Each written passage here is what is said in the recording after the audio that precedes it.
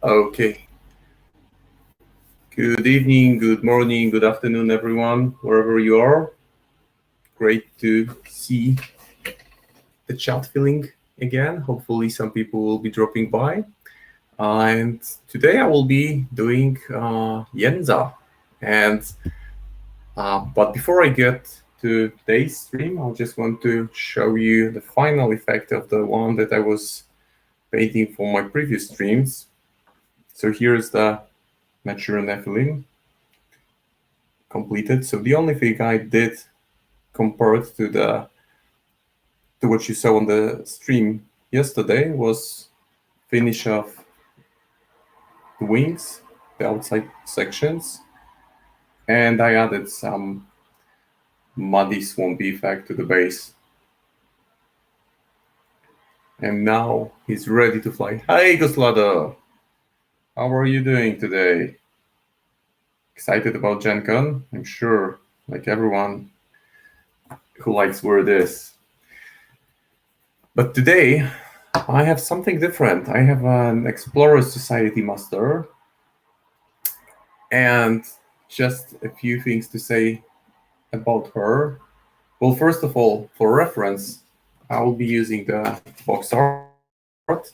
So there you see Jedza in all the grays, whites, browns. I think those make some really nice selection of colors because you get some cool shades, some darker, brighter shades. You can play around with whites.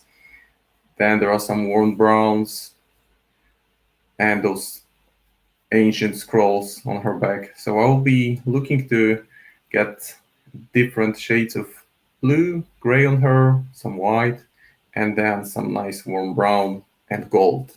So these should create some decent contrastive elements for the overall composition.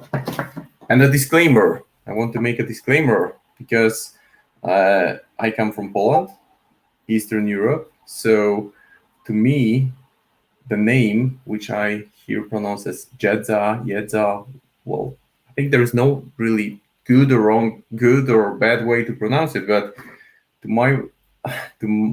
it comes naturally to me to call her Jedza. So that's what I'm going to be using throughout the stream. So don't be confused. That's why I say Jedza.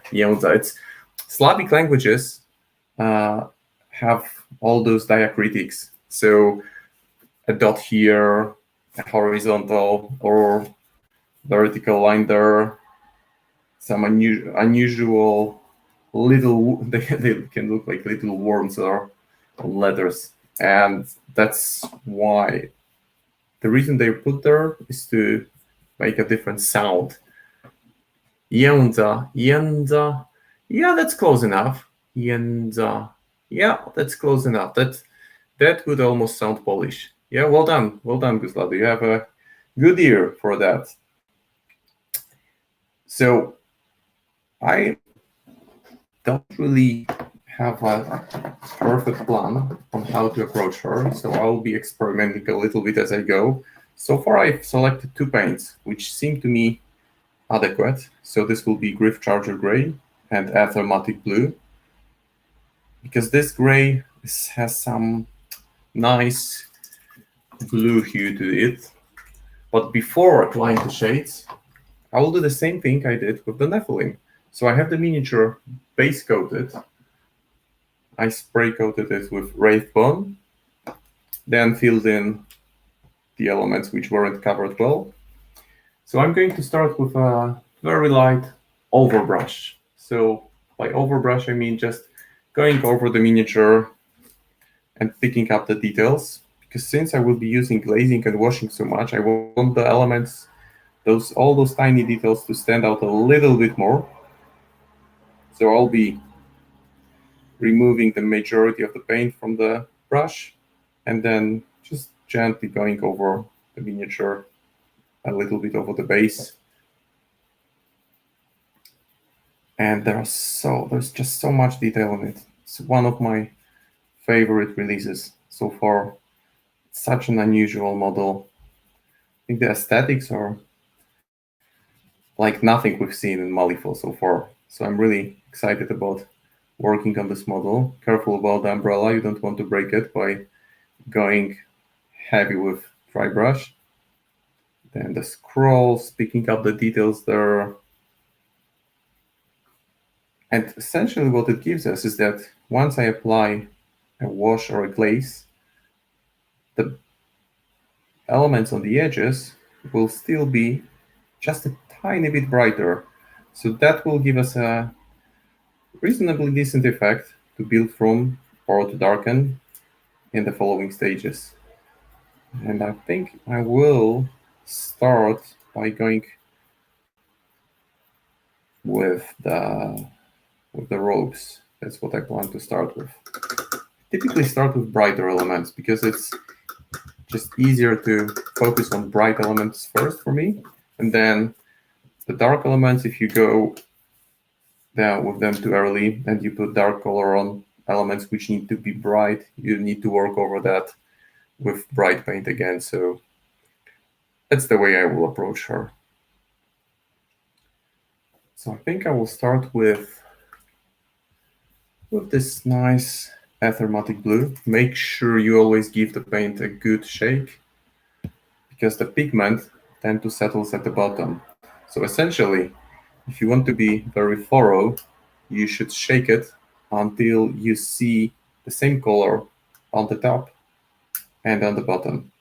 So it can take a few seconds.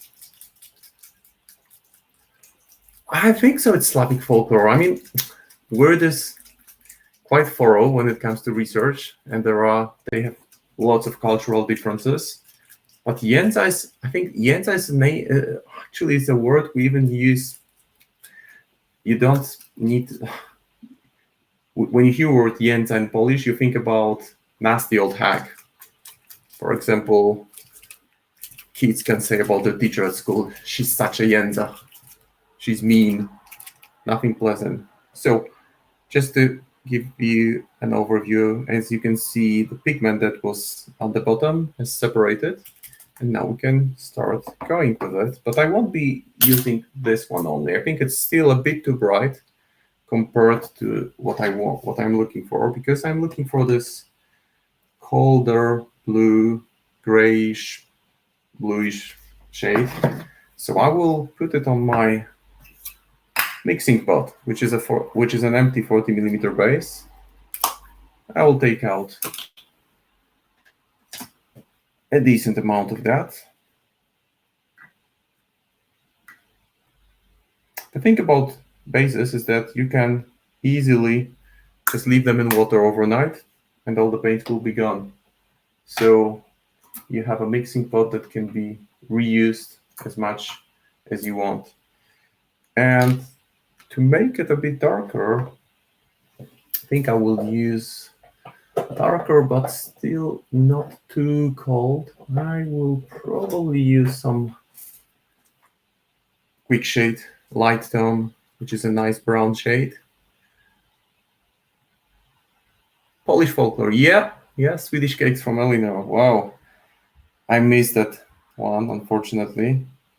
It's putting kids to sleep, reading bedtime stories. So I'm sure she mentioned cardamom cakes. The thing about Sweden, whenever I go to Sweden, I always get cardamom buns. Those are amazing. They get them right. So I will be telling a little bit about folklore, at least what I know, because I think it's a nice opportunity to share what you know about your old stories from your country. So the mix is ready. Wow, I'm not even bold enough to pronounce it, but sounds like a tongue twister to me. I will need to ask her when she streams again and when I'm around. I think I'll get a larger brush. Yeah, this one will be fine. So I'm going to start applying this shade, but before applying it on the miniature, I have white sheet of paper just to test it. And that's more or less what I want to have on the model. And I will apply it to the lower section of ropes. It's still very bright, which is fine. I just want to make sure I don't go overboard with that. You don't want to apply it too generously. There is a patch here. It shares a word with what they call the blue taco posterity. Whoa, that sounds not very edible, but I may be wrong. So I will be starting with a very light shade here. She's such a character. Her story is amazing. I'll also talk about it briefly. I don't want to give too many spoilers from that story. I encourage you to get a copy of Explorers Society book. It has some of the best fluff I've read for Malifaux ever.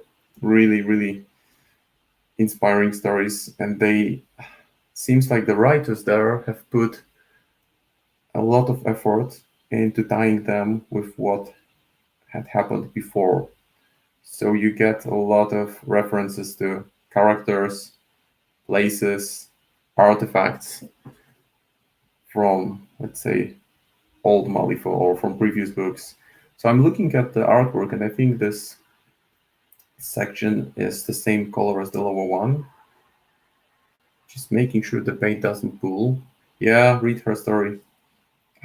Actually, there isn't much action in it, but the characters she meets with, wow, that's quite amazing. So generally, mm, Jedza. So when it comes to Slavic folklore, I think when we look at the original Slavic folklore, we think about 8th century, maybe even 9th century. I'm not a historian, so I cannot quote the exact dates, but Jedza, at around that time when you said Jedza, you meant goddess, but a very evil kind of goddess, the kind of goddess that represents disease, evil, anger, and that was the way that simple folks back in the day tried to explain things like war, disasters. So they put features of things that they loved, that they feared, and personify them by creating this mythical creatures. And Yenza was one of those. So Yenza was this evil, mischievous goddess. But then, closer, I think it's, well, we can talk about beginning around the time where Roman Empire was crumbling. So this is the time where Christianity was getting introduced big time all over Europe. And then the approach to myths was that they were reduced to simple stories, to plain stories. So she was basically there was a massive conversion of the whole society of whole societies to Christianity. So this and then we think it started early on, but it lasted for a couple of centuries. So we think about Middle Ages, so 15th, 16th century, when I mentioned this kind of massive conversion, large scale conversion. And then those mythical folklore creatures, little goddesses, however you want to name them, they were pretty much reduced to symbols, to images. So Jedza was then reduced to the image of something old, an old hag that is angry, malnourished, lives out in the wasteland, and is very evil because Jedza, in the folklore, she would kidnap children and potentially eat them. That's what evil hags do, right? So that's the folklore version of Jedza. But the Wyrd version, the Malifaux take, is a bit different. Okay, so I will just go over before I tell about the rest of the story. I think the sleeves will be darker. So I don't want it to pull too much. I will let it dry slowly. And a lot that's interesting about Jedza in Malifaux is that we don't know that much about her, which is good because we can make our own assumptions.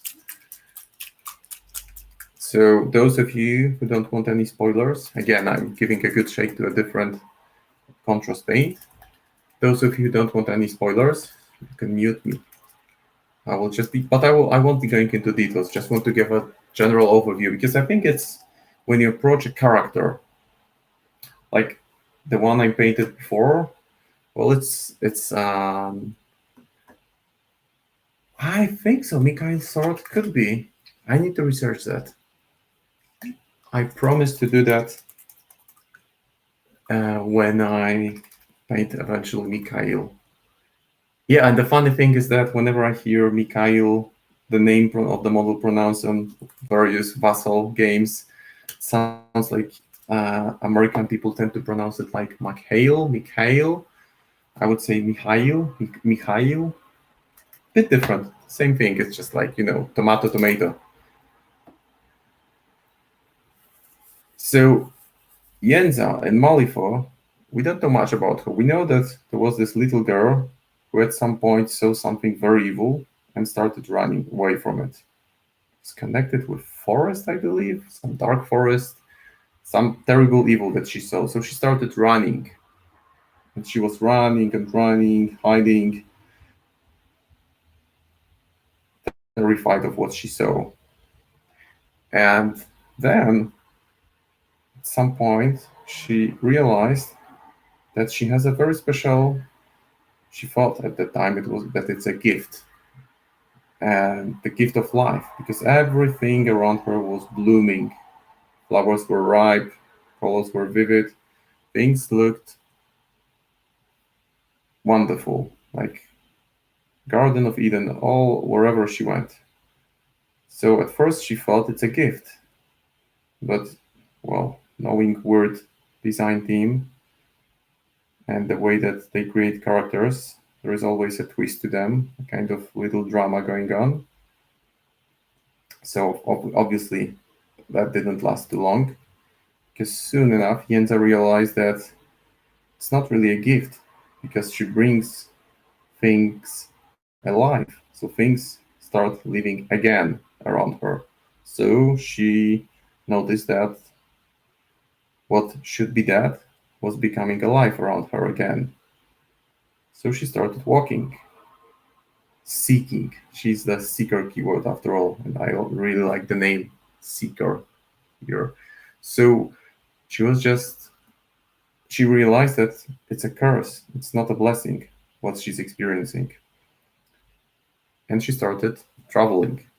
So she traveled for centuries, and she's ancient. She's an ancient creature. She could be the oldest one in Malifaux. Maybe Zoraida is older. Not sure about that. So she started traveling all over the earth. She saw civilizations come and go. Everyone she loved, well, passed away, moved on, and she didn't have really any kind of firm connection to reality. So naturally, when she heard about Breach opening, because Breach was this huge portal that opened to this different dimension that people didn't really know much about then, and that was the magical portal to the world of Malifaux, she, no pun intended, explored that. And as she was exploring it, that's where I'm not really clear about, so someone can correct me, because I read it a while ago. It was either then or when she returned to Earth that she was helped by someone. She was saved, in fact, by someone, by strange woman. So could have been Zoraida, because she had a debt to pay after that. So after being saved, she made her return to Malifaux to pay back her debt. So her seeking, her travels became purposeful. And now there is a point to her wandering. But what's the point? That's the thing. And I expect that we'll get some answers. I hope not all answers, because we can still speculate, which is great. So I expect that there will be some answers in Malifaux Burning book, which will be available on Gen Con next week. I hope there will be an e-version of that, because if it's available, I'm absolutely getting it. I need to read up on how the story progresses, what's happening to those people, why Malifaux is burning. So we may get some answers. We may see. And also her title version seems like it's an angry Jedza. It's not this character that we saw in the Explorer's book, where she just calmly travels, has patience to talk to little Bernadette Base. She doesn't get angry when she's called a necromancer. And the new version seems like a, well, battle version of Jedza, not this traveler Jedza.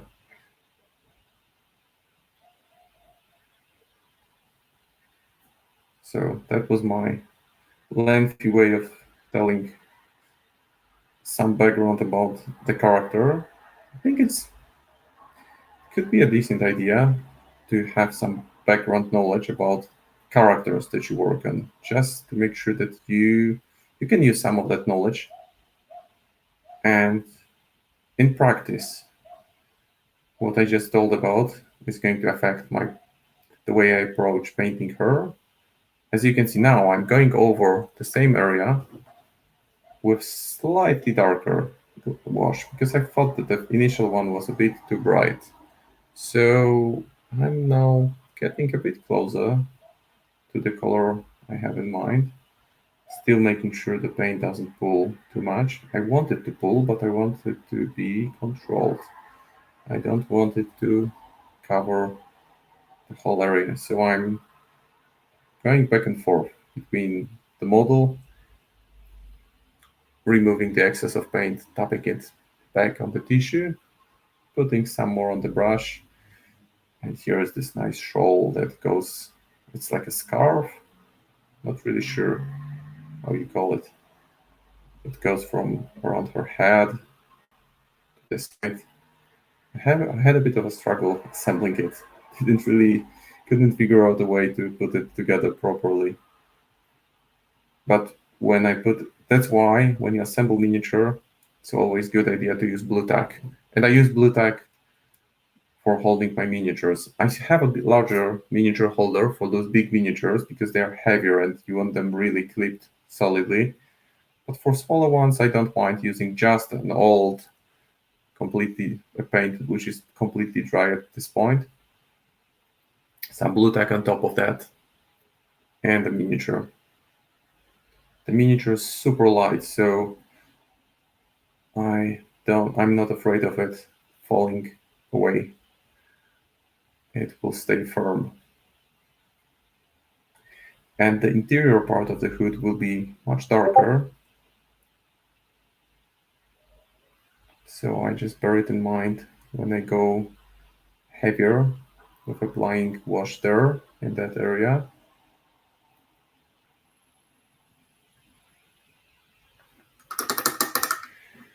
Now I think it's time to darken the other section. It's not completely dry, so I may wait a little bit for that. I think I will start with the backpack. It looks like it could be made of some kind of leather, but before I get to the leather part, I will prepare the scrolls. So I will go over them with another color that I use quite a lot, skeleton part, which is great for painting bones, but it's also good for painting scrolls quite well because it's very light brown. Again, I'm shaking it to make sure that the pigment separates.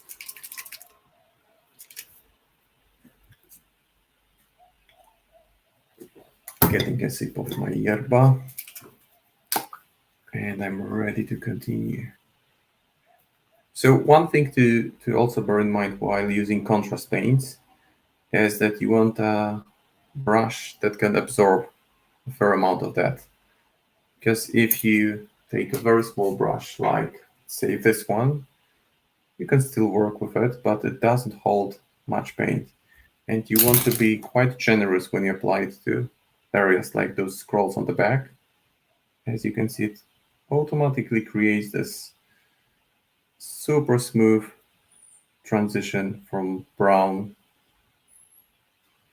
to almost white. And I'm being quite generous with the wash here because I will retouch it. I will be bringing out the highlights later on when it dries. So using this approach, you can wait while one layer of paint is drying. You can start tackling other areas. And while it's still damp on the miniature, while it's still not dried, it hasn't dried completely, you can make some small adjustments before you move on. So I like to have this general idea of where I want to take the miniature. I don't have it yet. I just have a very, very rough idea of how I want the final effect to be, which is close to the artwork from the box. But I'm still not sure about a few items, like all those little ornaments. And I think about Jedza, why she has so many ornaments on her. Like you can see some necklaces, some medallions, lots of seemingly random things. Those are her treasures from, so those are highly personal items for her. They could be memories from some of the civilizations she has seen come and go in her lifetime. Because she has lived for centuries, a couple 100 years old at least. She's could be the well, and we don't really know who she is. We know that she was a little girl who got scared. Who were her parents? What was she running away from? And how is it connected with Malifaux? Because it has to be somewhat connected with Malifaux. This is interesting stuff. And Wyrd is feeding snippets of knowledge in books, which some people who are keen on reading background story, known as fluff, they have a lot of fun putting it together. There are a few good sources. Like there is this, if you're into fluff, if into the background story, then you should definitely check out Defective Dice YouTube channel. So there is a guy who just makes, on a very regular basis, he makes videos dedicated to one single character, and he's done several of them already. So if you want to find out more about your favorite master, you should definitely check out Defective Dice. And he illustrates the content with Malifaux miniatures, so how cool is that? So the scrolls are here, and I think I will start with the backpack. For the backpack, also Bridgeside podcast. Obviously, yeah, Bridgeside podcast is, those are the full stories, right? So if you haven't had a chance to read the books, listen to Bridgeside podcast. Everything is there. So you may be surprised by how some of the characters have changed. But that's a good source, definitely. I think I will, before I go with darker brown for her backpack, I will still use some of the Griff Charger gray for this patch she has on her right side, right here. Right now it's blended with the rest of the material, but I don't mind it. I can still work around that. So I'm quite applying it quite generously. It's a little bit darker, which is just fine. I think what I will do is I will put some of the Griff Charger gray on the palette and then get a drop of maybe black wash. So I'm going to use Nuln Oil from Citadel range. And I don't apply drops directly. So I put it on the palette next to what I had already laid out there. Then I'm going to dip my finger in it, bring it here, check on my piece of paper if it's dark enough. Yeah, that seems close enough to what I want. And I will keep on getting the other elements darker. So as you can see, this is the different approach to, I would say, most commonly used, where you go from black base coat, dark colors, and you gradually put in highlights, which is a fantastic method of painting, and I love doing that as well. But ever since the contrast paints were released, I've been switching to this method, and I use it more commonly because it creates this nice, natural, fast highlights. So as you can see, the darker areas are, well, you just see the contrast immediately. And does it mean that you put in less effort than you would in a traditional, so to say, traditional way? Not necessarily, just different approach. I've been enjoying painting my miniatures like that in a while. Actually, this one is not for me. This one will be for a buddy of mine who has started playing. Well, I'm not sure he has played much of Malifaux lately. It just comes with having two kids at home. So he's been inactive as a player, but hopefully when he sees Seeker crew painted, he will jump back in.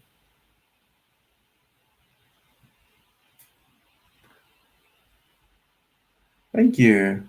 It's an absolutely amazing miniature. I mean, what other game can you think of where you have the main character just chilling out with an umbrella and watching things, well, die and be born around her? So I'm going back to the bluish color, which I have on my mixing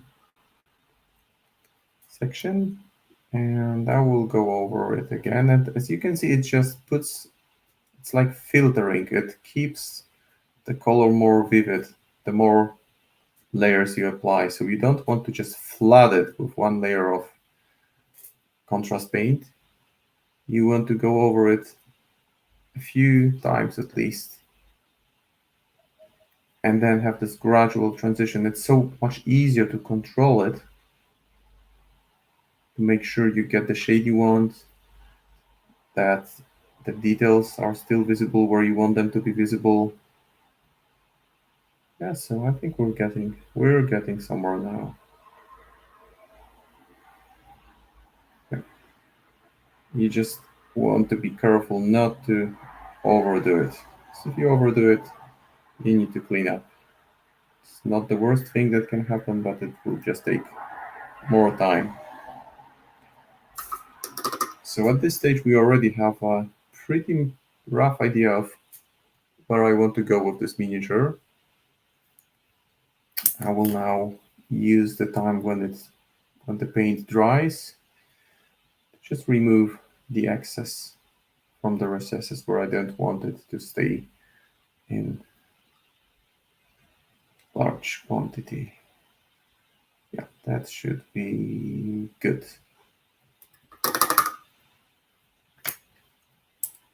But she's so tiny compared to other Malifaux miniatures. Let me just grab something for reference. I think I can, for example, take an ice dancer, which is a pretty small miniature. So you can see here the ice dancer next to Jedza. So she's super thin, and her backpack is just huge. So have this slightly comical effect, like an elderly lady with an umbrella carrying a huge, huge backpack.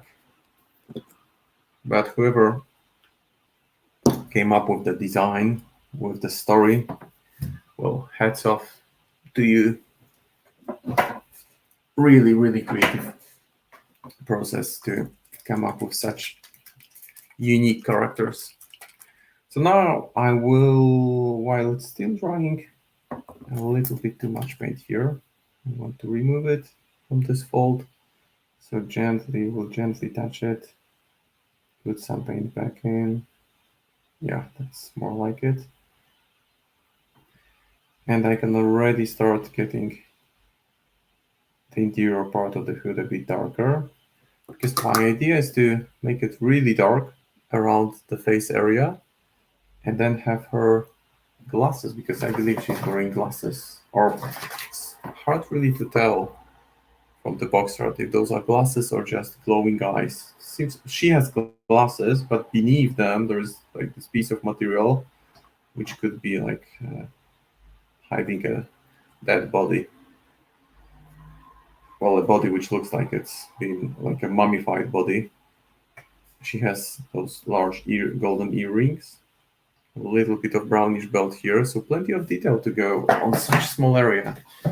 So I will try to. I don't think I will be able to get those glowy white spots there. There just doesn't seem to be enough space. But I can always make those glasses glowy. but there's still time for that. So I will just get this Gorgonda fur, which is a very strong and very warm shade of brown.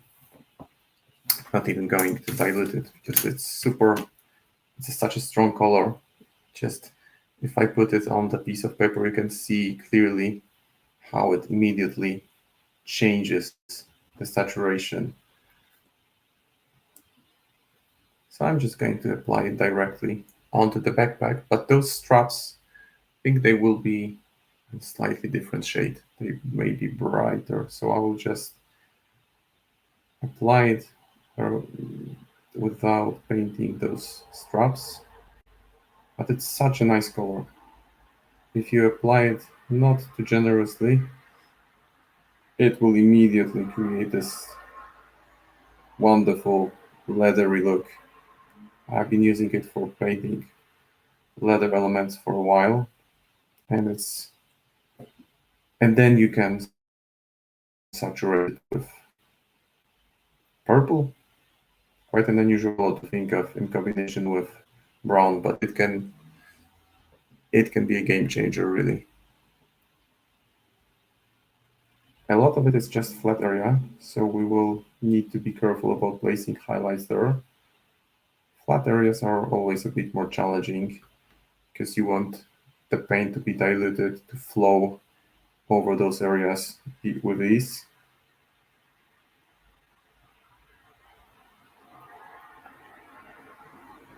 And the other side.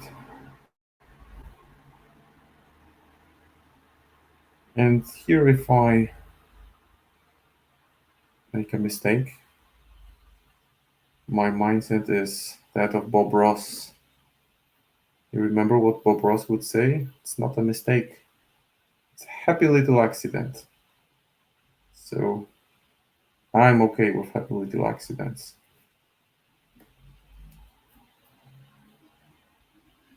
They will happen, but there's plenty of time to fix anything in next stages.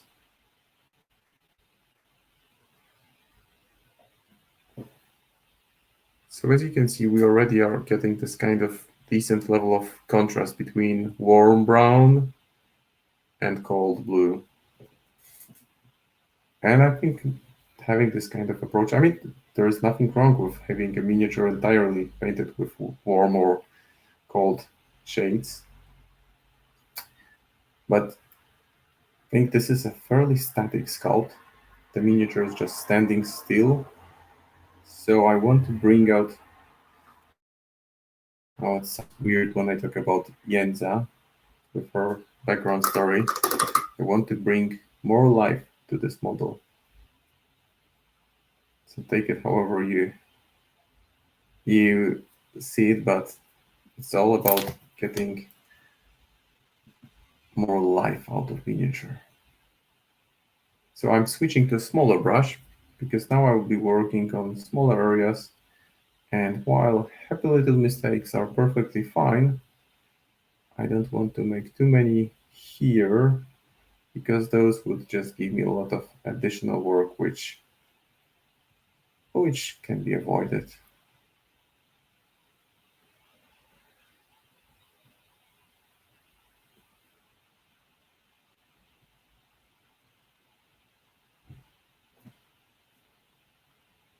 So almost done with the backpack. It's a good idea to turn your miniature upside down when you work on it because you can then notice areas which are not covered fully and go over those again, or ignore them if they won't be visible, because you're not going to be holding your miniature upside down in a game of Malifaux. No point doing that.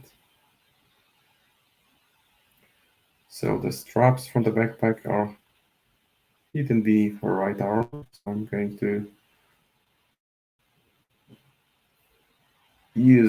keep on using this smaller brush to get to that area. Maybe I should have started with that, but then I want to get solid color on the brighter elements first. That's typically my approach. And this one will be a bit more challenging because it's not that easy to approach it after assembly. So as you can see, I left a drop of brown and tinted the gray area. And if I clean the brush and tackle it with just pure water fast enough, then the happy little accident doesn't affect what I'm looking for at all.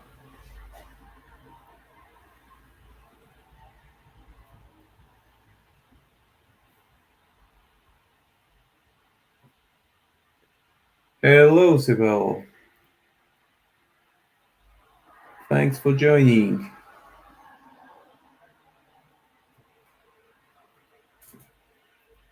Okay, so the backpack, the brown section of backpack are pretty much ready. Here I again applied a touch of brown, and you can see I quickly removed it just with water. And here the same. So that's all good.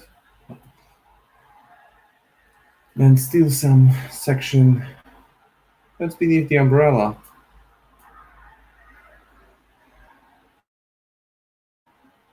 Swedish cakes. Yeah, there was talk of Swedish cakes. Once for Christmas, I baked the cardamom buns for my family, which took me about 3 hours just to prepare the dough, the different layers that are involved with it, spread it around, just then form those proper shapes.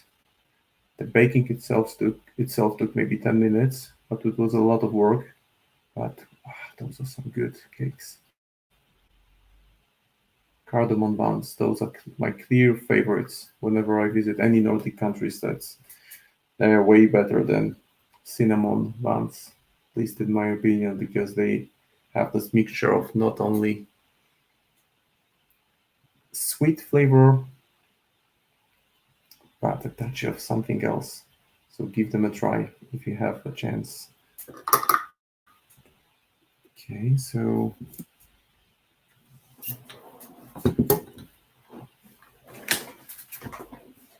yeah, blue tack cakes. I'm going to leave the umbrella for now because I don't know yet how I want to approach it, because in the artwork, the umbrella is really dark. And I'm not sure if I want to have it that dark, so I'll leave it for later. I will see, because there are some of the elements on her, some of the ornaments she's wearing are dark red, which will also go nicely with cold blue. And I think I will also highlight the leather elements, the satchels that she's wearing. So this one is a satchel. I think it's like a tiny purse. So I will go over it with brown. As you can see, it has such strong pigment that it immediately changes the saturation.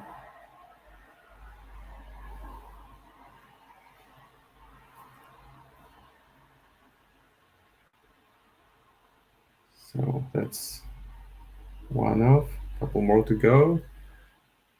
Checking back the artwork again.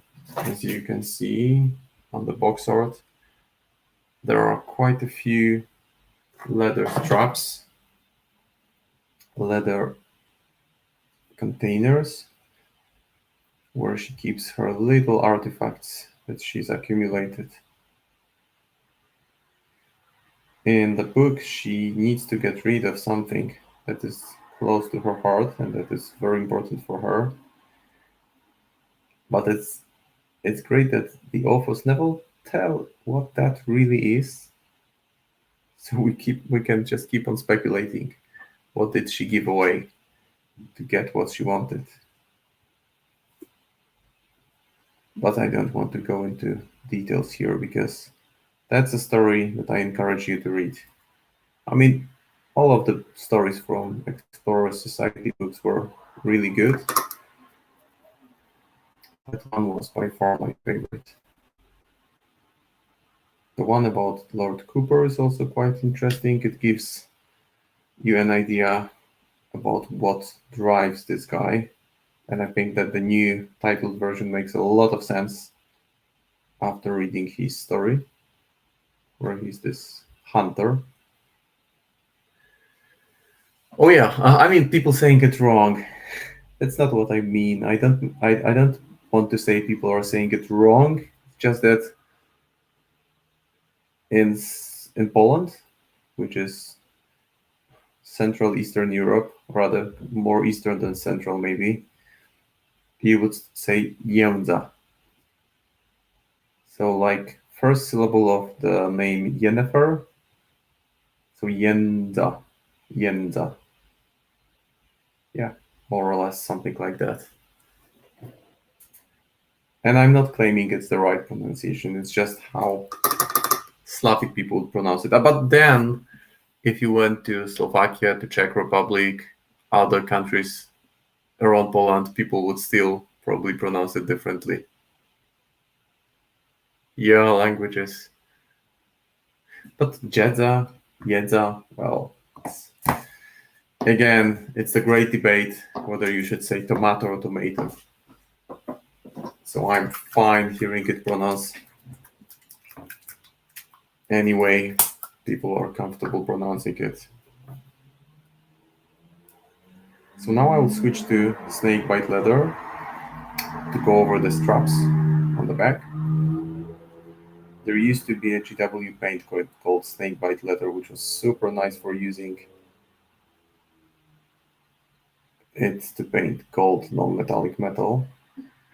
But as you can see here, the fact that I went over with a very light dry brush has already created some nice definition, so that when I apply contrast, it creates this contrast paint. It creates this very clearly visible effect where the midsection is much darker than the sides. And if you think of belts, they tend to be worn down along the edges. So that you might call it a realistic approach, although I'm not. Swedish totally makes sense all the time. Not. Yeah, there is this. I saw this table with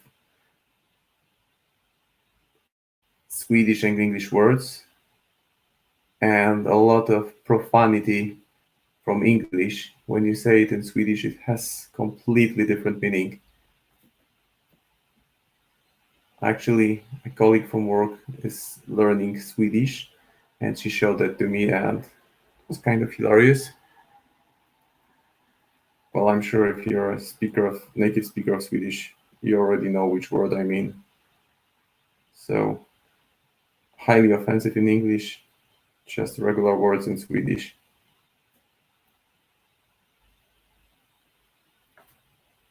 Okay, so there's some nice definition going here already. And I'm just debating with myself whether I should, yeah, I will do the strap on the neck before I go dark. Oh yeah, one of those. Yeah, that's one of those words. Nothing wrong saying it in Swedish.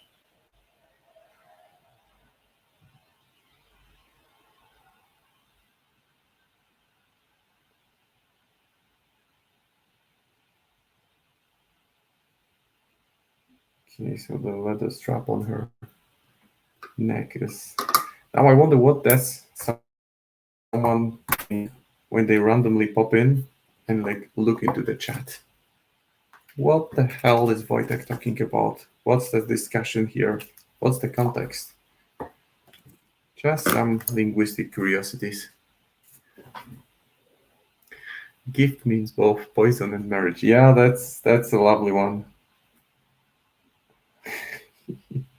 Marriage. Can it be both? Well, I guess there are scenarios in cinematography literature where marriage was portrayed as both.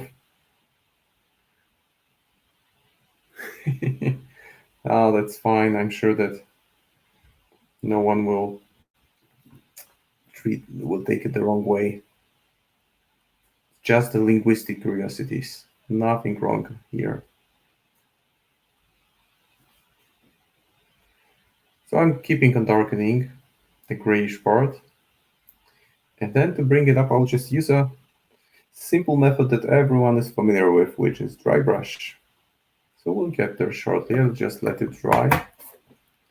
And while it's drying, I'll just move it around and see whether there are other elements which I should go heavier with and bring darker to darker shades. Not sure, because in the artwork she has another leather strap on her right arm. Das geht auf Deutsch. So that one and that one,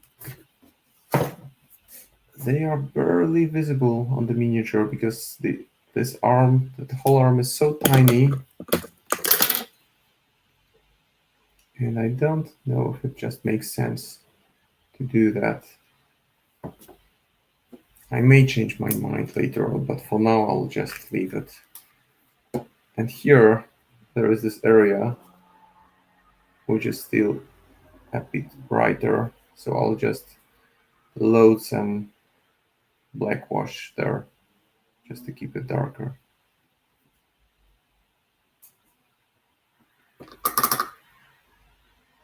And now the thing that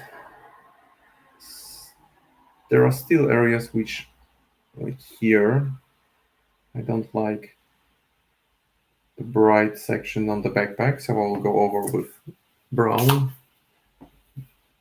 contrast just to keep it well structured. That way those scrolls become a bit more defined. Now I wonder if you guys can hear sewing machine in the background. Because I can hear it, but hopefully the microphone is not that sensitive. That's my wife enjoying her hobby, which is sewing, and she makes some really nice things. Like she made this t-shirt for me. It was a gift from her a while ago. She knows I play Malifaux, which is played with cards, so I have this card t-shirt from her. She makes dresses and things like that.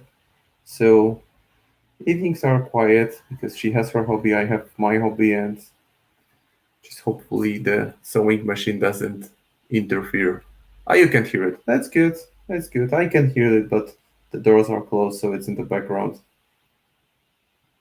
It's just good to have something that keeps you focused in a different way after hard day's work, right? We all need those things, whether it's going to the gym, getting a workout done, painting miniatures, playing miniatures. Video games can do that.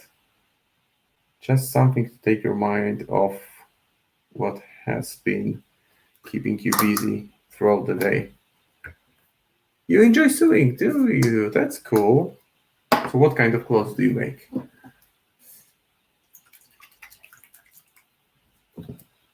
That's interesting. Now I'm taking Black Templar, because I think at this point I feel like it's already time to keep the interior part of her hood dark. So I'm using a rather small brush, and I will fill in the inside of her hood, making sure that her neck is not touched with black. For Halloween and for wow, costumes, that's awesome. Why haven't you shared anything? You should definitely make a costume for Gen Con. Just plenty of time. You have more than 1 week. And you should cosplay. If I was mean, I would challenge you to cosplay Jedza. Plenty of time for that. All you need is a blue robe, gray robe, big backpack, and umbrella. You're set. You're all set. You could even hide your beard by wearing this kind of white bandana around your face. Wouldn't that be something? There was a person, I don't remember if it was a lady or a man, who was making those amazing costumes for Gen Con. I think back in the Chronicles they even had interview. This time next week I'll be in person bugging the good people of Wyrd. Yeah, I saw that you will be there. A bit jealous. Fortunately, that's a bit too far for me to travel. Plus, don't know how feasible it is to travel to the US now from Europe, whether it's possible at all without special forms, permission, things that site critical business needs to travel. Don't know if it can be done at all. Hit the road, driving up. Well, plenty of good podcasts to listen to on your way there. So I'm filtering those blue elements with a bit more of athematic blue, and it will make the color a bit more vivid before I move to the next phase. And as you can see here, I'm just being a bit more careful, not loading too much of it on my brush.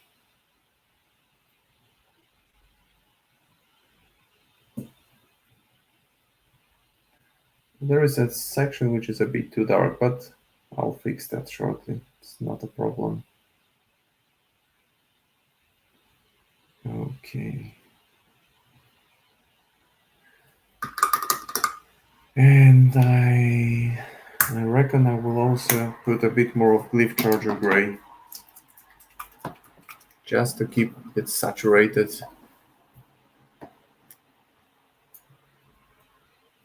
Maybe take a drier brush because this one is no, this one will be fine. And I'm fine if the colors mix up a little bit on the brush. So right now the Glyph Charger Gray can have a slight touch of athematic blue. Why not? Why not? It will blend them well all together. Now I will darken that patch of material on her, around her right thigh area. Yeah, Raspy Molly Lady J. Yeah, it's just I don't remember who that person was. I think that there might have even that they might have even done an interview with that person for one of the chronicles. But that person was clearly showing a lot of dedication. I mean, cosplayer, you can just be a cosplayer as your profession, right? People do that these days. Why wouldn't you?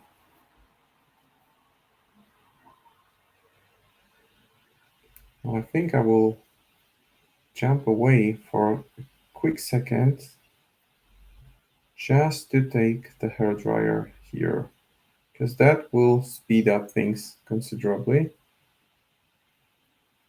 But important thing, before you start speeding things up with hairdryer, you want to make sure that the paint isn't pulled anywhere on the model, because those pulls will look bad when they're dry. So you want to spread the paint, take it away from those areas where they pulled too much.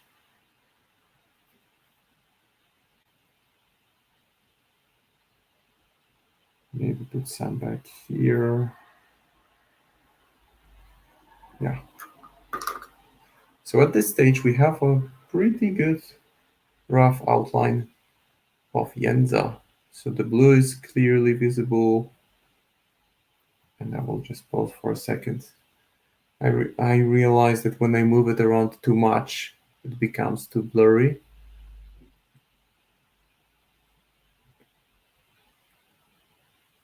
Joker outfit.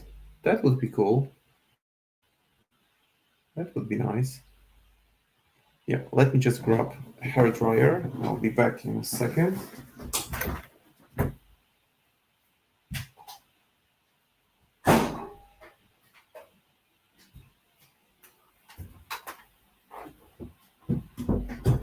So there's the hairdryer, and I'm back. Quality cosplay. Yeah, quality cosplay. There was one with additional set of arms. Yeah, so apologies about the noise.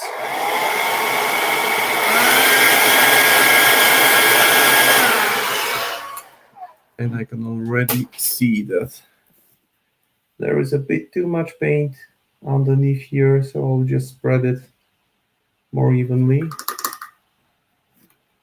And I'll use it again.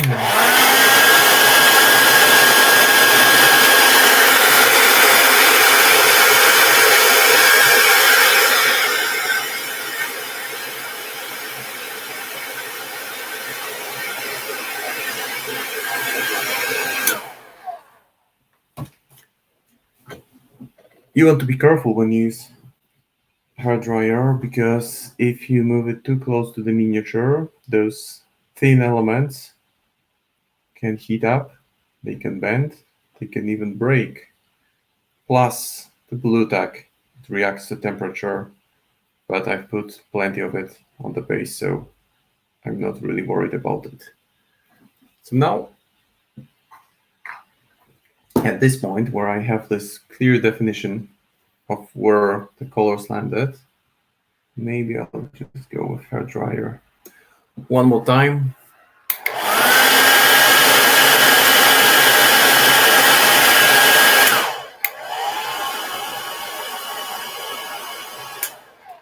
Very low effort Lynch cosplay for my first UK GT.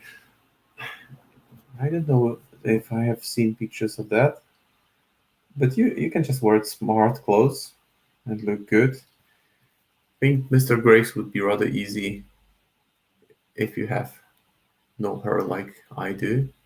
Then you just wear a vest, get a clean shave, boom, and there you go, you're Mr. Graves.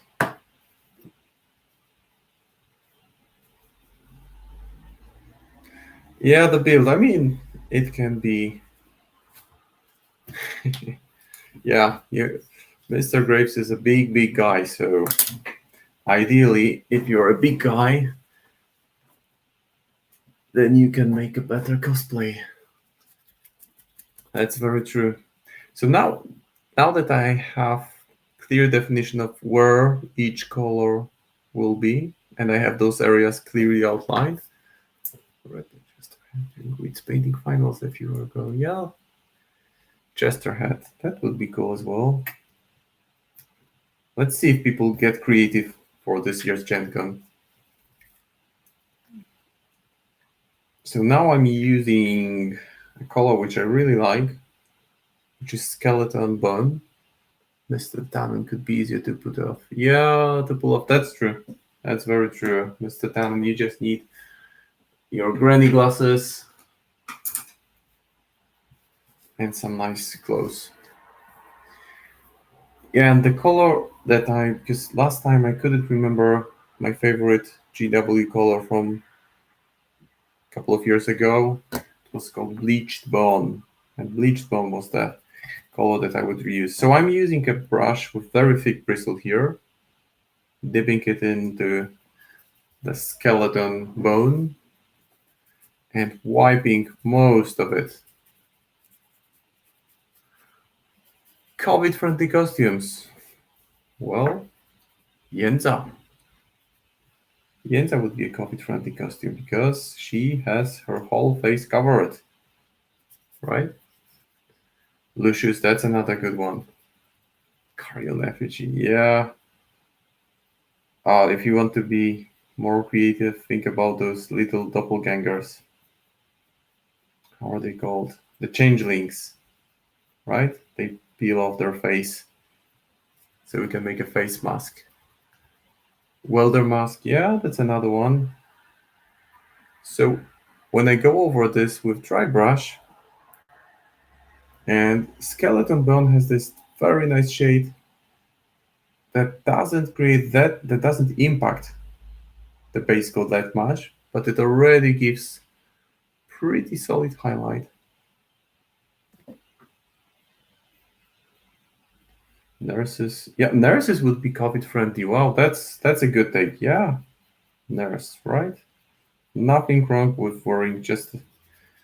I bet 99% of people watching this stream already have the key element to the nurse outfit, right?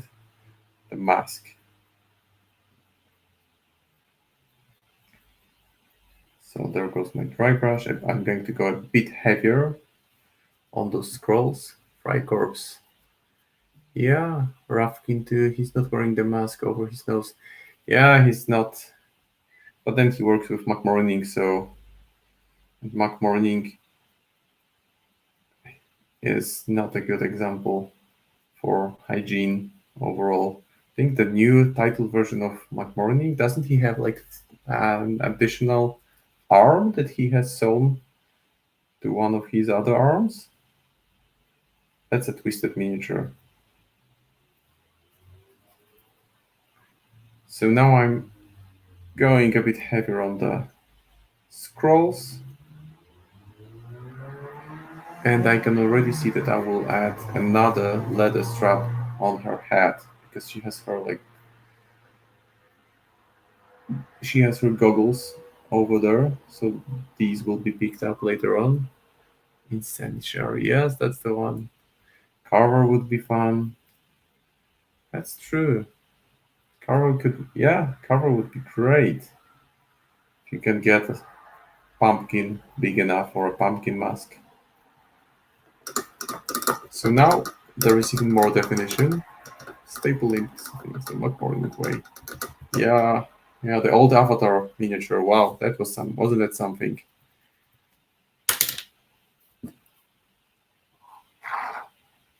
I was actually painting this screw with contrast. Not sure I will, but nice to see you doing it. Looks great. Well, thank you. I think contrasts are quite efficient way of getting your miniatures. If you want to just put basic colors and run, you're good to go. If you want to go deeper into details, which is what I will do here, because now everything is dry brushed. So on some elements it looks already very good, like on the front section of the robe. There is a really nice contrast going on here. Some elements will need some cleaning up, like the backpack here. I will just go over it now with damp brush just to smoothen it.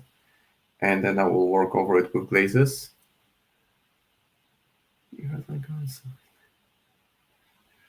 Yeah, stapling arms. Yes. All you need is a set of arms. Now, the next stages, I will be going over the shades, the recesses, and putting some darker shades around here, and then bringing up the highlights in the sections which are, well, like the folds of the material at the front. But for now, I will go over with somewhat grayish. I think I will go with Basilicanum gray. That's a different contrast. Yeah, I mean, not that much. I dry brushed. What I did was I just used Ravemon. And then once it was dry, I sprayed it over the miniature. I dry brushed it with off-white color just to bring up the details a little bit. Just it's also, when you do it, the contrast paint will create contrast more freely, and you have a good overview of where the details are when you paint it.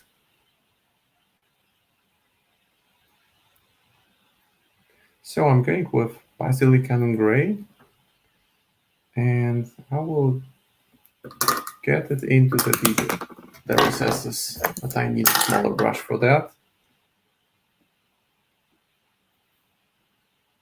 And I will be using it to fill in the recesses, just to create more contrast. It's all about manipulating the contrast now. Just lightly touching Basilicanum gray into the shaded areas. So this patch should be, I want it darker, so I will go over it completely. Put some in the back. And over here, like I said yesterday, sometimes I move the miniature and I stay so focused on one element, I make it completely impossible for you guys to see what I'm doing. So if you see me doing that, just let me know in the chat. And I will find a different angle to show what I'm doing. So as you can see already, the gray is much more defined. And I think I will push the shades inside the hood a little bit more.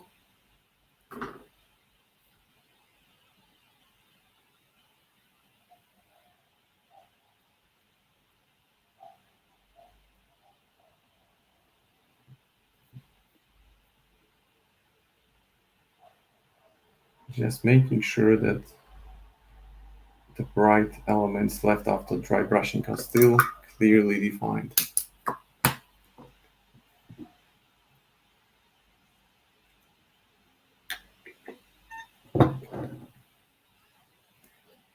All right, now I think I can still work on the contrast here by saturating it with maybe some blue. Just find my blue ink. I think it's here. Yeah, I got it. Again, giving it a good shake. And I don't want it to be pure blue. I just want to keep on shading the recesses. So I will add to that blue a touch of brown just to keep it more complex. I'll add a little bit of mid-brown, mix it on the palette, add some water, make sure I mix it thoroughly, test it. Yeah, that's what I want. I want blue, which is quite dark. It's almost gray. Yeah, and that's what I will be using for the folds of the robe. And this stage, at this point where you apply glazes, they won't be immediately noticeable. The difference is not huge, but glazes are different than washes because they don't impact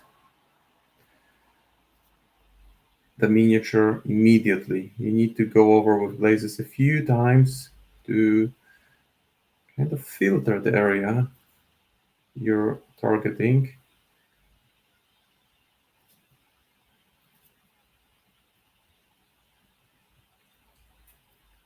Oh, and guys, since we have a bit of a quiet moment in the chat, I want to give a big shout out because those streams, it's not just me talking, painting. Well, clearly your attendance here and your activity on the chat is essential. It's what keeps it going. But I want to give a big shout out to Kimberly, who runs these from the studio back in the US. She's super helpful, always on time, always a friendly voice in your ears before you start the stream. So big shout out to you. And I would probably need to name a few people from who run the technology for those streams, but I don't even know whom to call. But those of you guys who make it work, hats off to you. It wasn't that easy to keep it up, but I mean, really appreciate the fact that there are people working on just making sure that I can share what I do with you guys and you get to enjoy it. So, and Kimberly is probably doing at least 10 other things while she's monitoring the stream. Yes, she's probably already preparing a lot of things for Gen Con. Never a dull moment, right? Always. I'm sure that Wyrd headquarters is now like an anthill. The anticipation, last minute changes, or things that arrive earlier than they were supposed to arrive. That's a big, big effort. So fingers crossed for the whole team. So many things. Yeah, I'm sure. I'm sure you're a busy, busy person these days. Like you should be taking week off after Gen Con just to settle down. And it's funny that people start asking in the forums like 2 days after Gen Con, well, my package hasn't arrived yet. When can I expect it? Where are you located? Well, Argentina or Poland. Just it takes time, but I've ordered during Gen Con several times. Not always got what I wanted.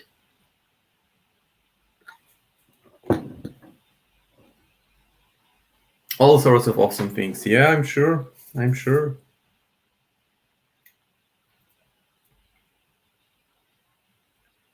Yeah, so now as you can see, the roads are getting a bit darker.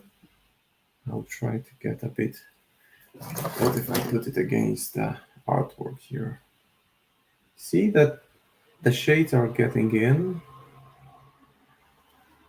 and I will even use a darker color. I'm going to add a bit of snake bite leather to the previous mix because it's heavily pigmented, so slightly yellowish, but I will just add a very small amount of that to the midsection of the folds, of the internal part of folds, just to keep it super dark. No week off, those Gen Con does need to go out. Plus, who else will keep Walded? But yeah, that's very true. Well, thank you, Salty Seabass. Thank you for the comments. Glad you like the blue. I still be working on it a little bit, but as you can see, it's all about now adding a dot here, a very thin line there, just to make sure those shaded areas stay super dark. I mean, I love the idea with Waldo, and one of the things that is great about those streams, we heard Waldo for the first time, the evil cackle, not cackle, the laughter that you hear. It's nice to put a voice and kind of sound to this character. So again, working on the shades on the back, twirling the tip of the brush to make sure it stays sharp, and very lightly going with the darker color in the middle of the darker section here. It's just all about defining the highlights that we've put together here. It's a bit tedious work, but it's a process. It's a process, and I mentioned earlier that the story behind Jedza will affect the way I paint the miniature, and that's because I want to use dry pigments on the model. And I think that I may actually push painting this model and or maybe even complete it before the next stream, but I will leave the part where I apply dry pigments just for the stream to show you guys how you can get easily the effects of, well, dust on the miniature. You can use it for dust, rust, different type of wear and tear. It's rather easy to use them. Okay, now I'm quite happy with where I landed with the shades. So what I will do now is I will push the highlights a bit more. Maybe a little bit of darker shades in the folds beneath the hood and on the back of the hood Did you try Yenza in the game? No, I haven't. I think it's still. It took, well, COVID, Brexit, all those things meant that the new releases for Explorer Society got to Poland much later than they did to the rest of the world. I saw Yenza in a couple of Vassal games. I have never played Vassal. I just need something tangible when I play a game. But I like watching Vassal games. So I saw Yenza a few times there. And I think last time, or no, was it last month? Once during a tournament in Poland, I saw a guy running Yenza crew, but I haven't faced her yet. She seems to be like this crew that bulks together, and there is hardly anything you can do to move them out of place. So for strategies like schemes like claim jump, turf war, she would be probably number one pick if you have her crew painted. But I stick to my Neverborn, but I love the aesthetics of Yenza, and I needed to really resist the temptation to get this box, because I knew that if I got that box for myself, I would get another box and then another box, and I would commit to another faction. Yeah, it's like like this grind ball, the ball that grinds through your crew. So now I'm mixing aromatic blue with off-white.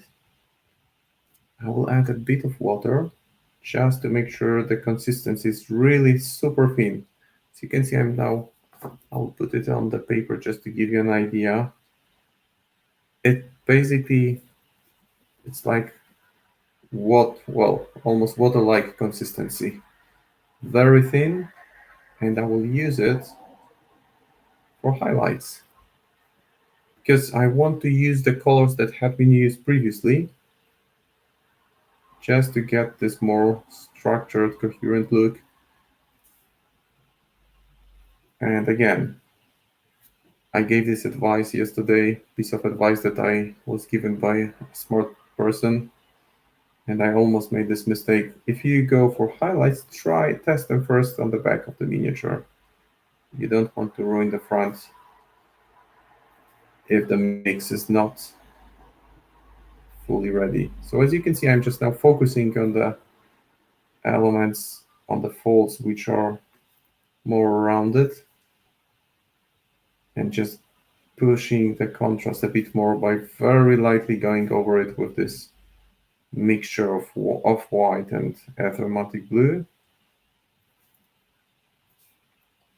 And this brings the miniature to a much more, I would say, three-dimensional stage. Lures knocks aside, stuff holds. Or like if you play Nekim or something, fly and use your big base. Yeah, I mean, that's one of the ways of approaching it, but I heard that Neverborn, the Nephilim are not great choice against Yenza, because she just makes you hurt yourself when you heal yourself. So when you are big major Nephilim and you have the regeneration, Yenza just says, nope, you don't get to heal, you get to suffer wounds instead.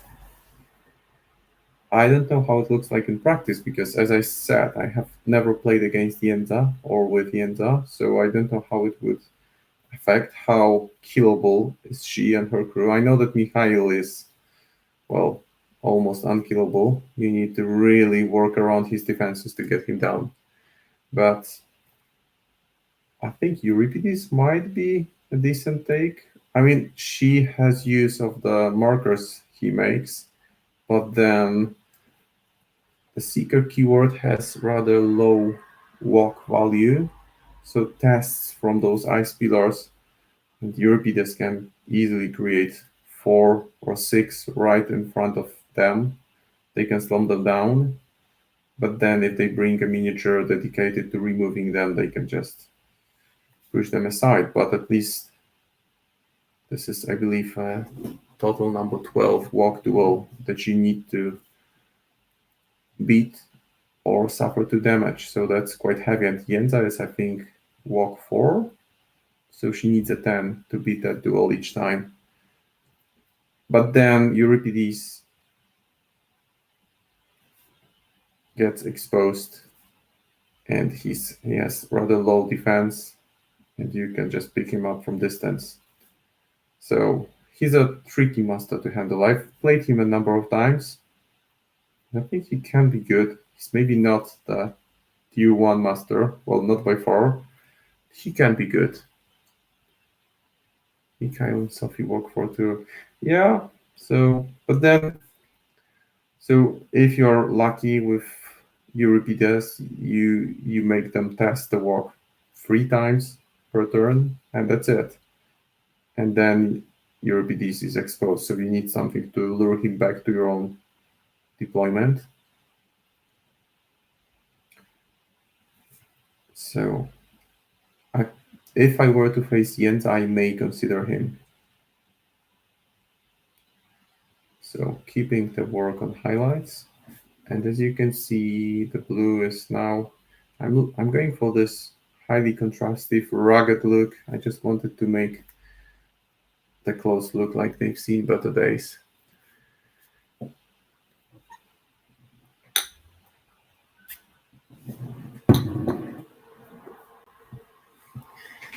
Oh, wow. Did you get to kill Mikhail in that game? Or was it just enough to put him out of position and keep him irrelevant for the rest of the game? Because that's what you want to do sometimes with those beaters. Not necessarily kill them, but remove them from game, but make them somewhat irrelevant. That's how I sometimes use the radar. For example, if there is a samurai, I just obey him to walk twice backwards. And that's as good as killing him for 1 turn, right? Because he won't get to do anything that turn. You killed him. Yeah, sometimes you do those amazing things in game and you stay so committed to those higher ends that you forget about basic things. That can happen. You get so excited that you're doing something super cool, and then you mess up a strategy or a scheme. Like I had this situation in M2E. I was playing Guild then. I was running Sonya, and Sonya then had this ability to summon Witchling Stalkers.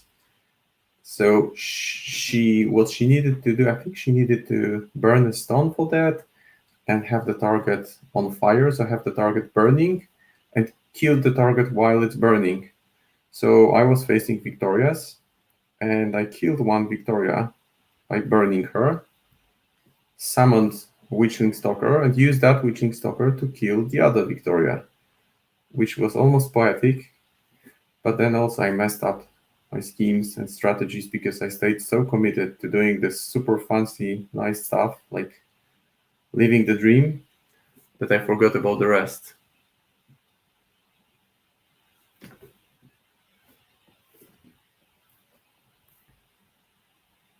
When I became famous, wow, that's seems like some advertisement bot made its way to the chat.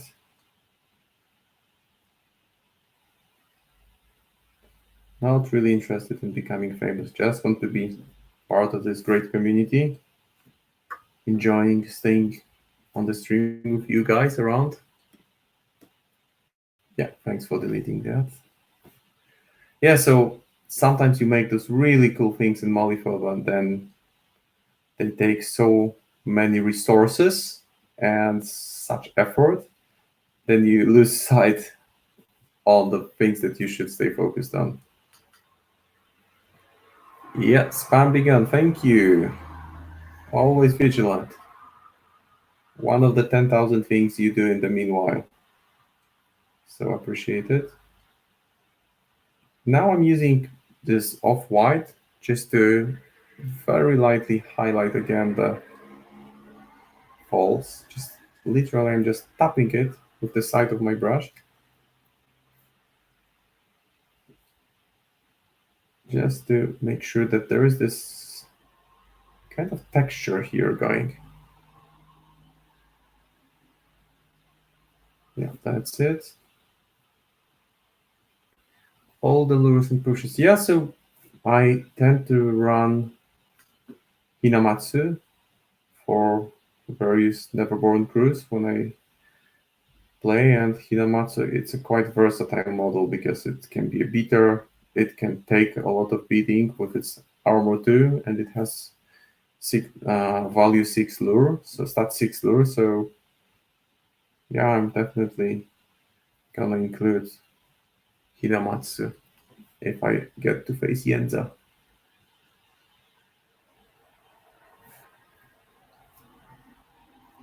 Plus, Hinamatsu is one of the best looking models out there, by far, one of my favorites as well. Now, the thing about using white for highlights is if you go over the board and you think it's more white than blue, you can always use the Aethermatic blue, thin it down with Lamian medium, or just with maybe water wouldn't be perfect for contrast paint. So use a bit of Lamian medium, go over the parts which you don't feel happy about, and keep on happy painting.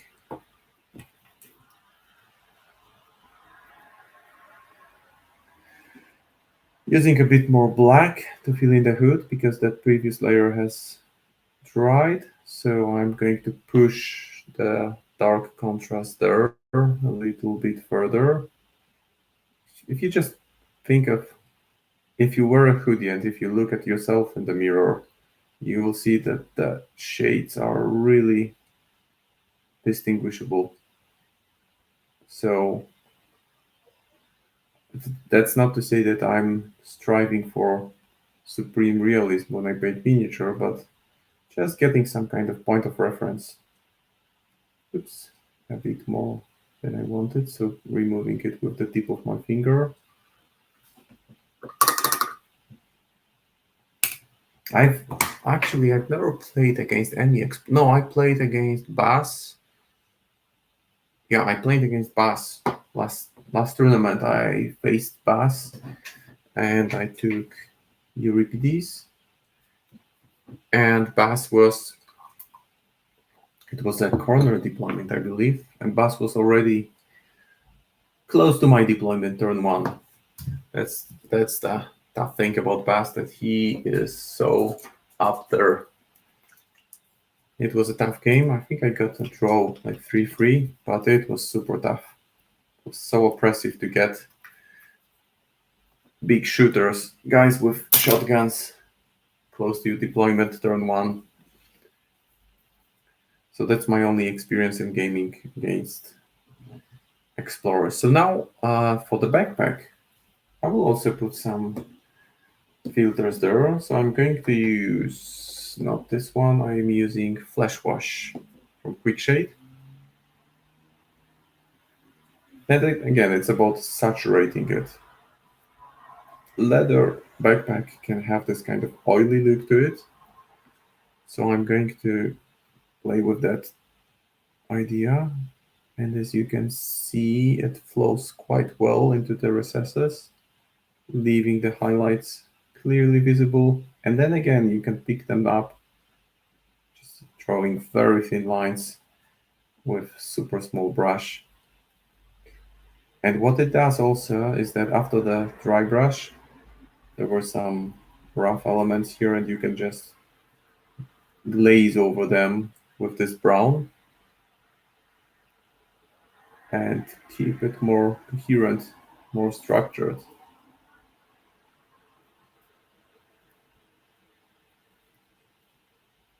I think after the stream is finished, I will take a picture and put it on the Discord just to show you guys the progress that you've observed in the stream.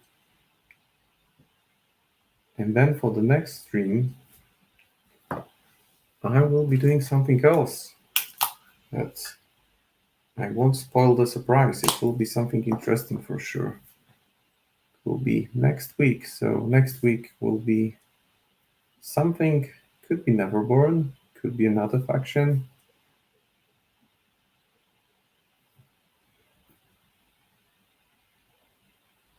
I still have plenty of my own unpainted miniatures to do.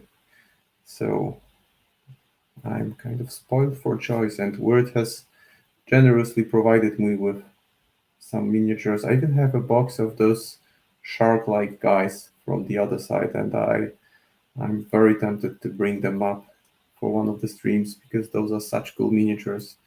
Don't remember the name of those models, but they surely look cool. So now I will tackle the leather strap on her head. I think the shade is a bit too bright, so I will go over it with Cyber Brown. So really, really dark, heavy brown.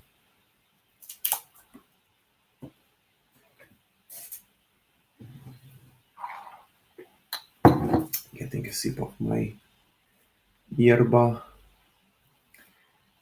mate tea. That's what I like to drink when I'm painting at night to keep me awake. Okay, and now apologies if you cannot see it because I need to really twist the miniature around so much just to make it work because it's not convenient to tackle because it's beneath the umbrella, and that makes it not easily accessible, but we'll work around that. Just keep it flexible. Yerba mate soda. Yeah, I did. I tried it. And it didn't have this savory taste that I enjoy. This a slightly bitter taste. I like yerba, the just pure yerba from South America without any additions.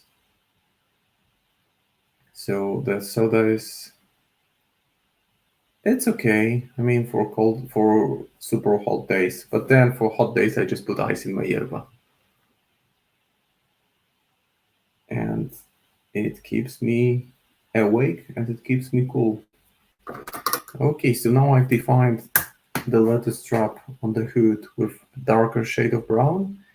And I think it's also a good idea to use different shades of brown when you have so much leather on a miniature. Like for example, you can at this point see that the straps are different than the backpack. Those pouches on the front are different, and the leather element on the hood is also different shade of brown. I think that the biggest thing that I've done today is the blue robe because it's probably the most time-consuming element when you have this kind of flat surface, which is quite big. So I will go over it with a touch of Ether Matte Blue, and I'll put in Lamian Medium. And Lamian Medium, the difference between Lamian Medium and water is that water breaks apart the pigmentation. So it dilutes the paint, but the pigmentation gets much, much weaker and can be uneven. And with Lamian Medium, you still get nice gradient, as you can see. So I'm going to use it over the ropes just to tint them and kind of bring it all together. So I used even a touch of yellowish shade in the recesses, so I'm just tying it all together with glaze. Yeah, so glaze is not about changing the appearance so much, but it's all about filtering. So bring it together. A glaze medium, yeah, that's it. It's a glaze medium. So if you use any kind of glaze medium and mix it with contrast, it won't lose the impact that much. All right, so the blue is pretty much ready. And I can actually go with the blue over the gray just to tint it slightly. It won't affect the overall look that much. Now, time to work more on the backpack.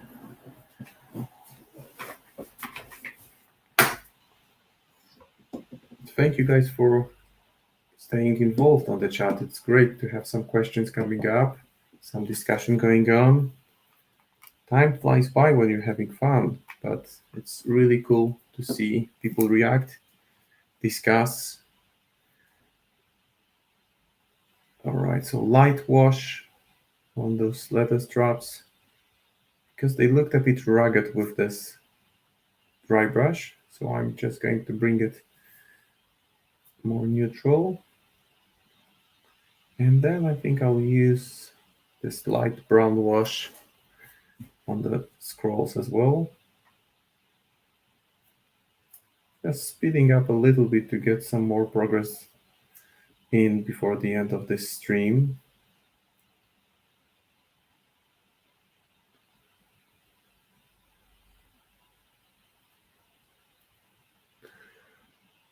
Okay, so for the parasol.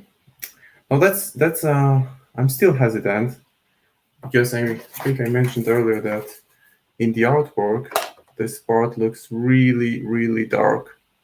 And that's probably the intention of the artist, to put some shade and contrast with the front of the model. So I don't think I will go that dark.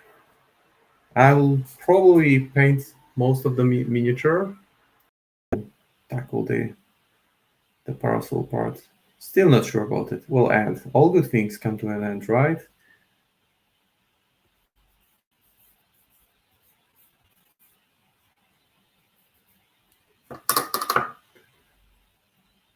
Yeah, you may not know, but the guy who just wrote the comment, Zombie Viruk, he's probably the best bio player in Poland. Maybe in Europe as well. Really, really good tactician. And we've played a number of games against one another. They are always super fun. Usually tend to be pretty close. And like 90% time he gets the better of me. Probably just cheating better.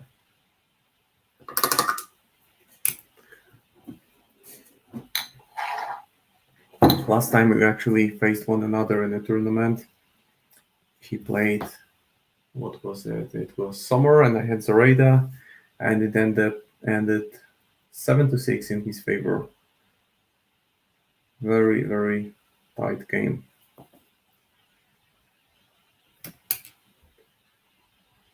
Okay, so I'm going to adjust the colors on the backpack still a little bit because it seems that it looks a bit flat, and I want to bring. Yeah, that was fun game. Oh, the drinking game. That was a fun game, but you know there could be young innocent audience listening in, and I don't want to promote bad habits. Let's just say it was a very memorable game where we put additional challenge connected with some unhealthy beverages, and we live to tell the tale. But I just hope we don't challenge one another to another game like that again. And that was a close game too. That was Zip against Titania in deep into second edition. And I think Zip against Titania is an interesting matchup because both masters are extremely mobile. They can get anywhere they want. Both are really difficult to be taken down. Zip can just run away each time, or place away each time you hit him. Titania can place herself away quite far. So they get where they want to be, and they can mess things up. But that was for sure a memorable game. I think we also played one Ulix game where we played Ulix against Euripides, and that was quite fun too. So now I'm just comment for a second on what I'm painting. I'm just touching up the very edges of the miniature with this off-white shade. Just very lightly touching these up, because this will create this will make the elements really pop. They will be clearly visible.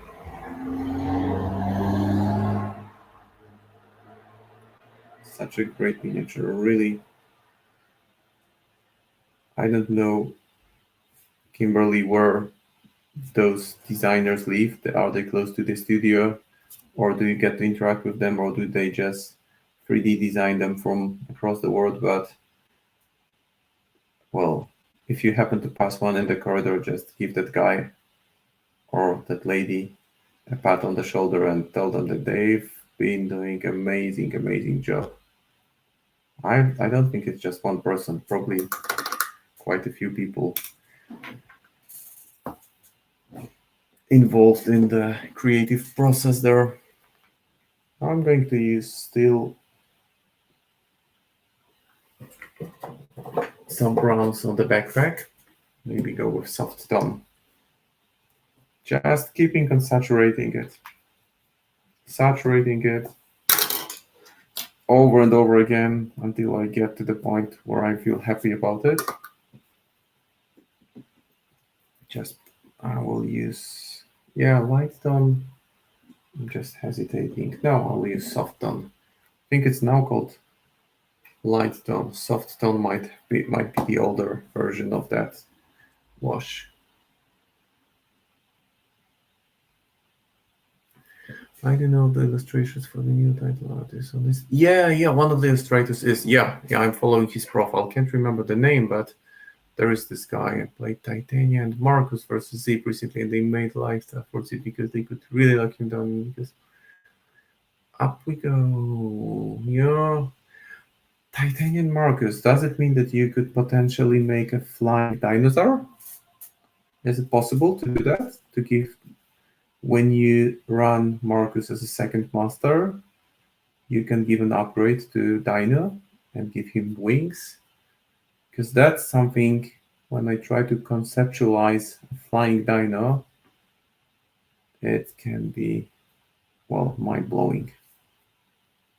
Just to think about this big T-Rex flying over other models. Yeah, flying dino. That has to happen. That must have been an amazing game. Seems like the right answer for facing Zip. And yeah, flying camouflage or dino. Yeah, that's a scary dino. But the thing about Polish meta is that we don't really play dual masters. So I have no experience whatsoever with this setup. So I've never played double masters. So can be fun. So now I'm going to work a bit more on the scrolls. So using this skeleton bone color and highlighting the scrolls on the back, because this is the color which just quickly kind of attaches itself to what you've put as the base coat. Newsarada, I love her. I am going to play the heck out of this model, this version. It's completely different because it's hard to even consider Zoraida without Obeys. But so many cool options to bring more themed models. Like finally, McTavish will be more playable, and I love that model. I used to play him in all of my Zoraida crews in M2E. So with better stats, he will be great. I'll tell you in a second. Molly and Kirai, like the best friends, right? That even makes sense from the story perspective. But New Zoraida, giving the stand, controlling activation, you can really mess plans up. Like those crews like Ophelia, which relies on having those upgrades distributed, you can really mess up the activation order. Von Stuck, another that comes to my mind. just they can really suffer if they are forced to activate early. So that could be cool.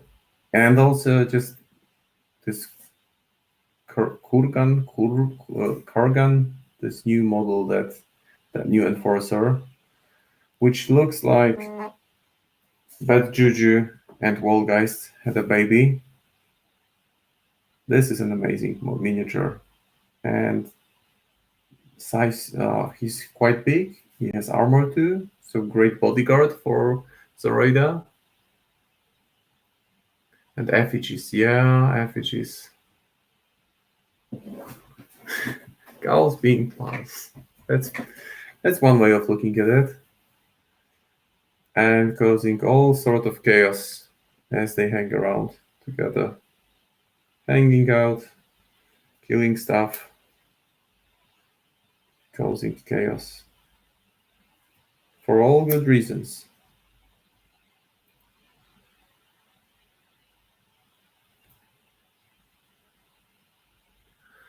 Badger and the Moorite had a baby. Yeah, that's also a possibility.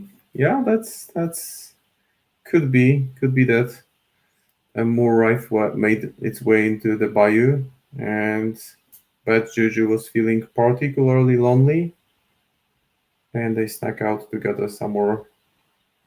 And all of a sudden, you have a new enforcer. Not sure that's the official version of the story, but we may be onto something.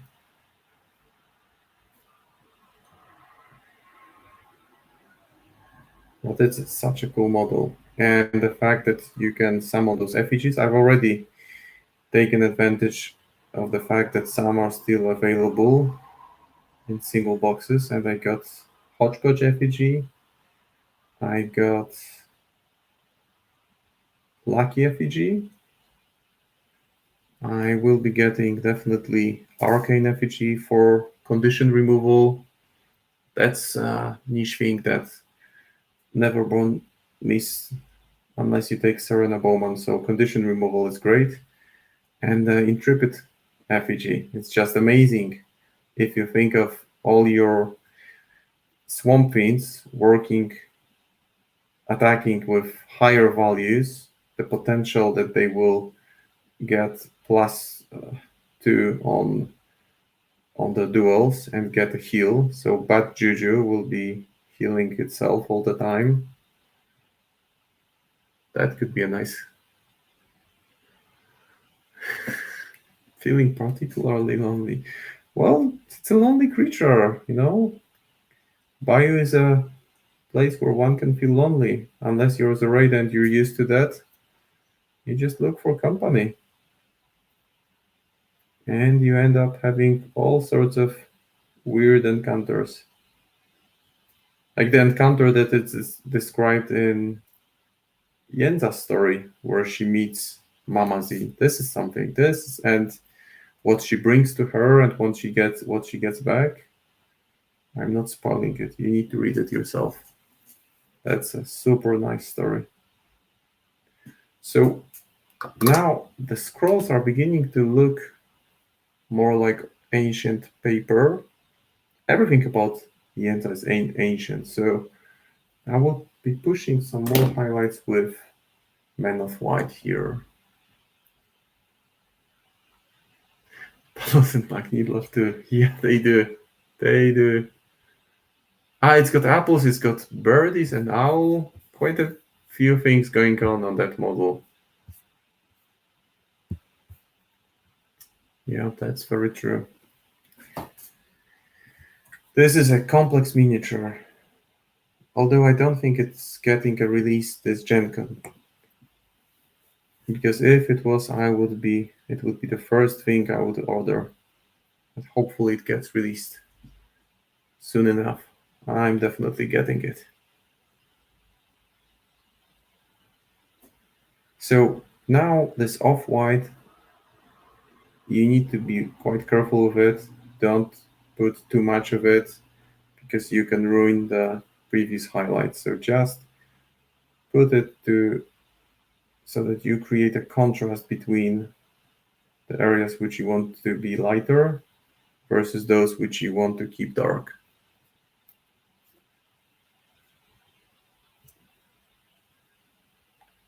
That would be funny to see how different nationalities pronounce this new enforcer. It's the Kurgan. There is a very rude word in Polish, which is very close to that, and I'm sure a lot of community will adapt it, especially if they have bad experience playing against it. But I'm not going to say it out loud here. But anyone, even if you're in the US, if you have Polish neighbors, you've heard this word more than once. It's probably not dzień dobry. Different word. Not good morning. So now it's getting more defined. Now I'm hesitating whether I should put some scribbled notes on that. Might be a bit too much. So just going over those with a bit more white. Again, it's not pure white, because pure white just puts too much contrast for my liking. It's just a bit too much out there.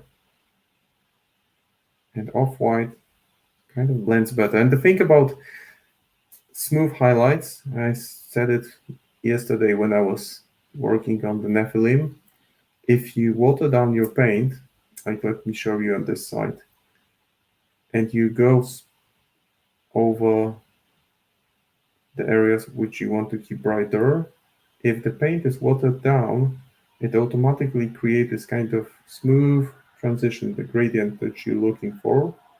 And then once it's dry, you just take literally the same color and you go over that once again, and the transition stays smooth and creates this really, really decent effect. Jedza.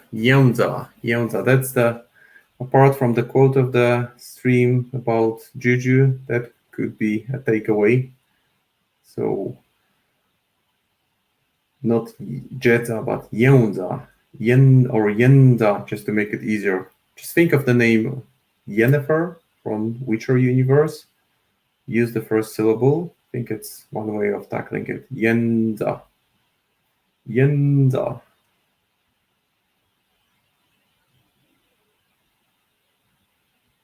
Yenza. You just, yeah, someone commented earlier on, I think, was it Sibel, who said that you just don't hear N in the way that you have it in Polish pronunciation. But then again, keep on pronouncing it your way. I would say that this is one of the cool things about this worldwide community, that you get so many takes on the same thing. I wonder how people, for example, from South America would pronounce it. That would be interesting. I would love to hear that. Shame we don't have a streamer from South America. That would be nice. Maybe one day a stream in Spanish. That would be cool. Or in Portuguese. But in Spanish it would be, I think, find a wider audience in the US. Who knows? One day maybe. Oh yeah, butchering the Asian names. That's true. Jedza. Yeah, that could be.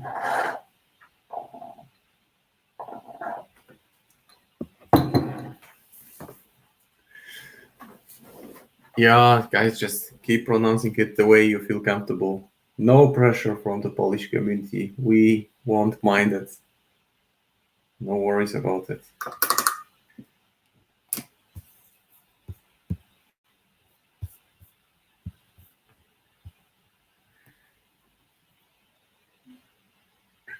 So the scrolls are pretty much ready, and as you can see this, they also create this nice contrast, because in the artwork I approach it quite differently, because in the artwork they have this pale grayish color and I kept them much warmer. And the reason is that I wanted big contrast between the backpack and the skirt or robe, whatever that is. because this kind of contrast just gives, just from the way I see it, it just enhances the look of the miniature. Nikima. Yeah, I think Polish people just say Nekima. Nekima. Yeah. Just as long as you don't pronounce her name as Lilith, right? You don't want to bring her up. So many people are missing her. But I have a feeling Lilith will make an appearance one way or another. Or Nicodem. Imagine having a Nicodem as a ghost. As a ghost character or a master making his return.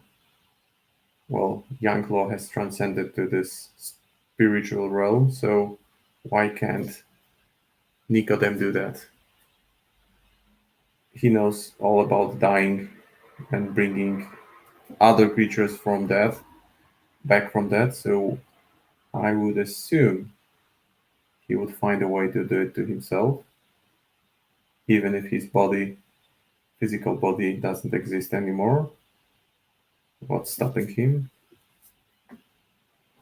Goulash. That's another nice way, that nice word to pronounce.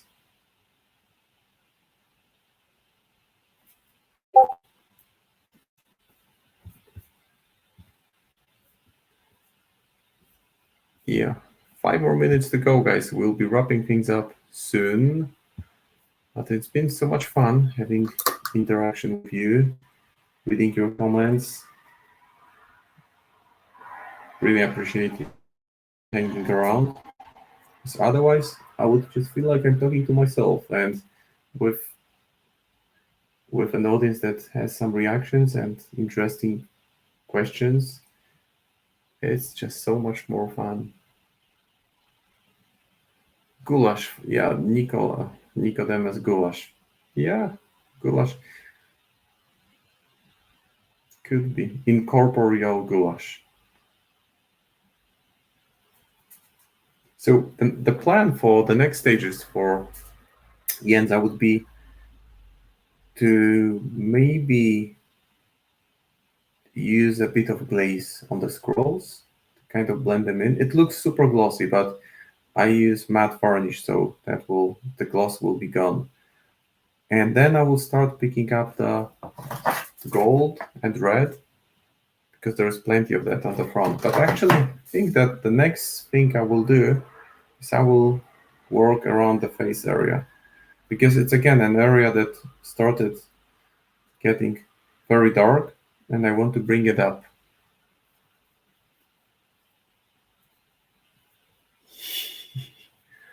My English is far superior to any other language that I speak. Well, what other languages do you speak? I have been to the land of the dead. I am a kingdom. Yeah, there was something like that.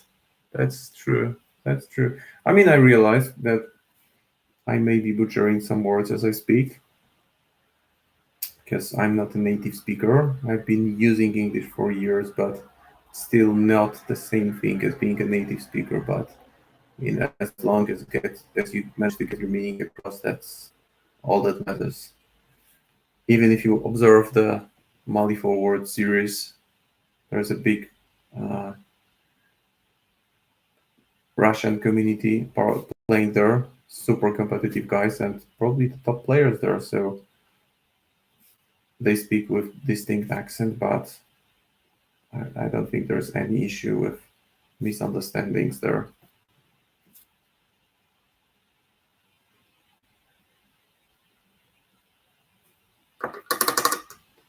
Seven years of German. Never get to speak it anymore.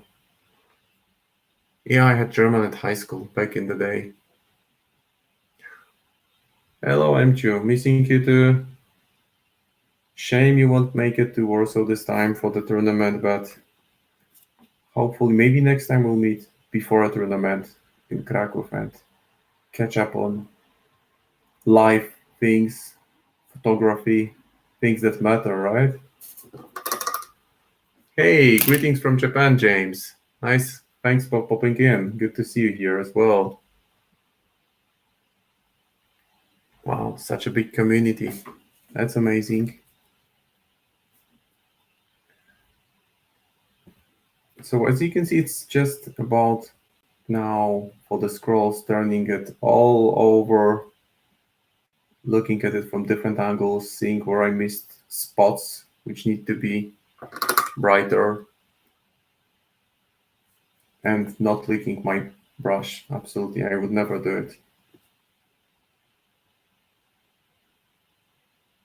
With full awareness, at least. That's probably I do it unconsciously. Just a habit that you develop. So we've gotten quite far, I think, with this miniature, and I will keep on pushing it. And for the next stream, I will show you the how to use dry pigments for making dirt effects and making just sure that this wear and tear is visible. And I will bring something fun. I won't spoil the surprise, but I think that if you observe Wyrd social media, you will get a heads up of what Wyrd streamers will be working on next week. So make sure you check out other streamers. There's plenty of good stuff coming up, and not spoiling things, but it will be exciting to see what things we see on the streams. So guys, thank you so much for staying on the stream. Really appreciate your presence here, your involvement.